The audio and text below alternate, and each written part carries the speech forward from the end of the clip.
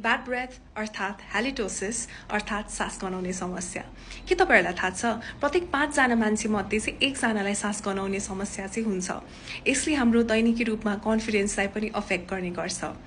आज चाहिँ हामी ब्याड ब्रेथको चाहिँ मुख्य कारणहरू पत्ता लगाऊँ है त। नम्बर 1 मा चाहिँ यदि तपाईले आफ्नो ओरल हाइजिन राम्रोसँग मेन्टेन गर्नुभएको छैन भने, यदि मजाले ब्रशहरू फ्लस गरिरहनु भएको छैन भने त्यसको कारणले पनि सास गनाउने समस्या हुन सक्छ। दोस्रो कारण भनेको चाहिँ यदि हामीले खानेकुराहरू जसमा गार्लिकहरू छ, अनियन छ त्यस्तो खानेकुरा खाइरहेको छौं भने त्यसले पनि असर पार्न सक्छ।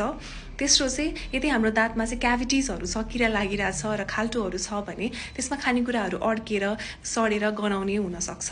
यदि हाम्रो जिब्रोमा चाहिँ हामीले राम्रोसँग सफा नगरेर सेतो कोटिङ जस्तो बसेको छ भने त्यसको कारणले पनि हुन सक्छ। अर्को भनेको यदि हाम्रो मुख चाहिँ सुक्खा भइराख्ने, सलाइभाको कमी छ भने त्यसको कारणले पनि सास गनाउने समस्या हुन्छ। अर्को चाहिँ यदि हामीले डेन्चर्सहरू लगाएको छौं भने र राम्रोसँग सफा गरेको छैनौं भने त्यसको कारणले पनि हुन सक्छ।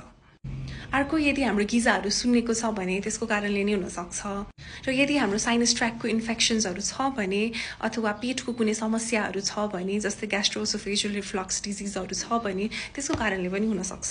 र हामीले यसको उपचार गर्दाखेरि चाहिँ कज के हो त्यो अनुसारले चाहिँ उपचार गर्नुपर्छ।